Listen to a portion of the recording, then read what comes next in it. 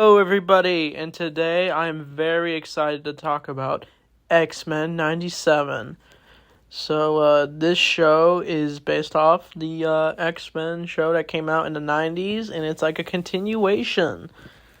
And Marvel decided to resurrect it, and some of the old cast has come back to do this X-Men show, and some new cast.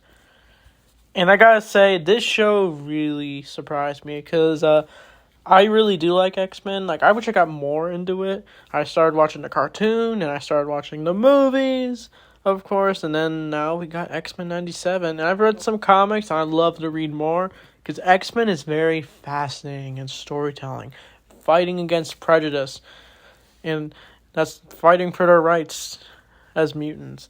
And that's basically the continuation of it. The first episode is where, we see the X-Men rescue a mutant. I forget his name. I'm sorry. But he's rescued by Cyclops Storm, and they're badass as per usual. And I do like the scene where Cyclops encounters these soldier-looking dudes, and they think they got him, and he's like, not. He's like being funny, and he shoots out his lasers. It's so cool. And I think they managed to rescue him, and our fellow New Mutant, I forget his name, but he manages to meet all the X-Men. So the roster for this time is, we got a whole bunch. We got Wolverine, Storm, Bishop, Beast, Rogue, Gambit, Jubilee, Cyclops, Jean Grey, and Morph.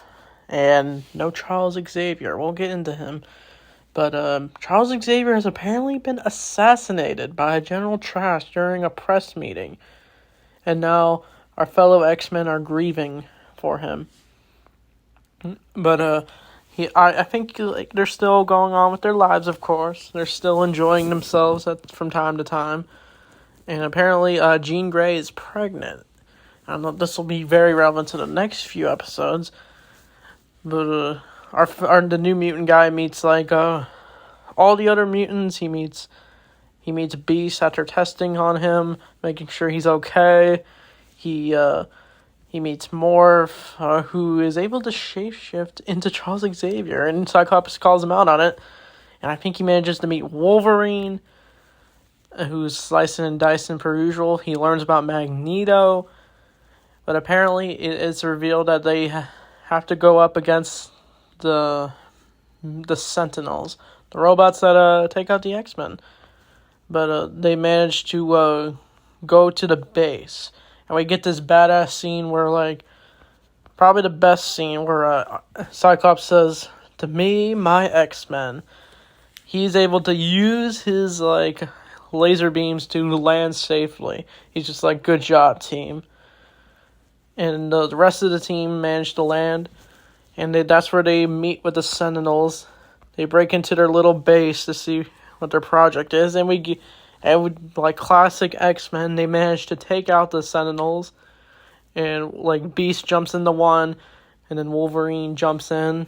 It's very cool. And then I do like the scene where Gambit uses Wolverine's claws to glow, and they just smash through Sentinels. They even manage to take out the big Sentinel.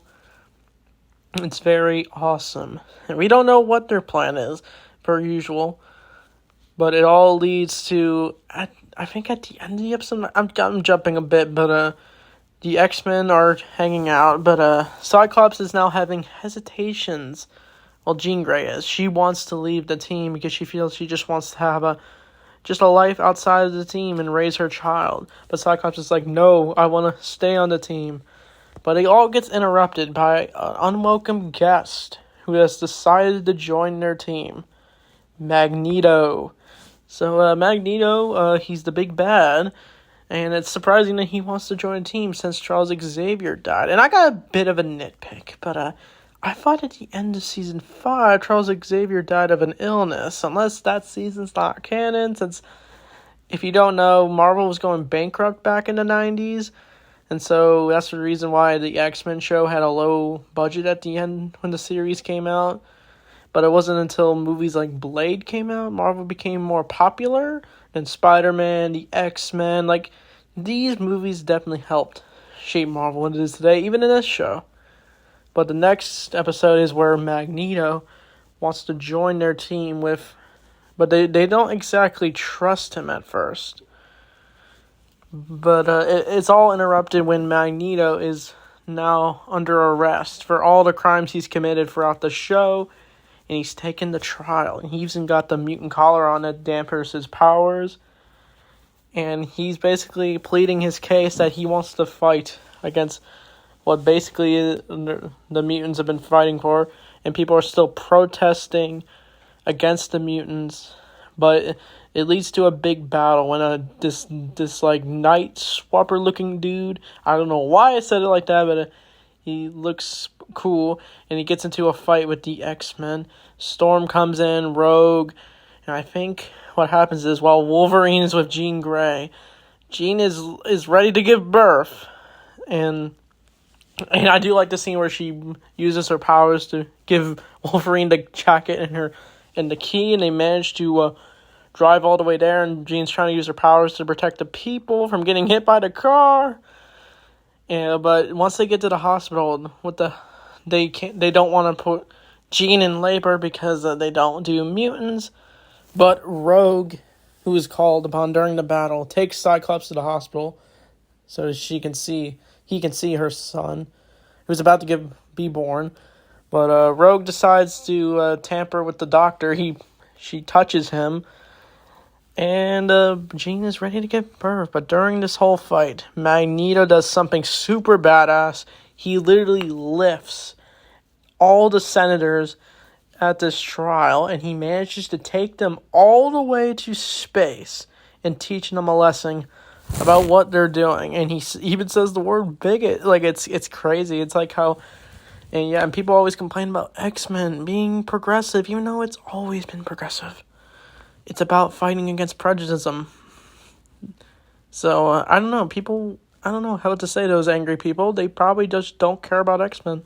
Or they just don't understand it. Or they're too blinded by negativity and clicks. But anyway, Jean gives birth to her son, whose name's going to be Nathan. And we know that Nathan Summers is actually Cable. So if you've watched Deadpool 2. I don't know if it works like that in the movie universe, but in the comics, it's... he's the son of Scott Summers. So this is an early start. But after the battle, after the mutants are free, they're all hanging out. Wolverine's hanging out with more. Everyone else is just doing their own thing. But during the fight, Storm unfortunately got shot and has lost her powers. And she makes a note that she's leaving the team because of her powers. And sad, like she actually says goodbye to Jean, and they're all saddened by it. But it's interrupted by what is revealed to be another Jean Grey. And that's where it leads to the third episode, where our mutant friends are all trying to figure out. And it turns out the Jean Grey that gave birth to her son is actually a clone. I was like, what? And I saw a video that explained that there is a Jean Grey clone called the Goblin Queen. This is why I want to read more X-Men comics, to learn more about the lore. And it turns out Mr. Sinister, she even sees visions of him. Basically what happens is, Mr. Sinister grabbed both Jean Greys some unknown amount of time and cloned them for whatever reason. And he uses an intercom to talk to her, and he's plotting his revenge. We did see Mr. Sinister in season 2 where he turned Morph evil, but Morph eventually fought off, and it takes a turn during when we see the intro. But the X-Men end up getting into this large, creepy battle in the X-Mansion. We get these nice visuals, and they manage to fight a mind-controlled clone of Jean Grey, who doesn't believe at first that she's the clone, but she eventually learns it is the clone.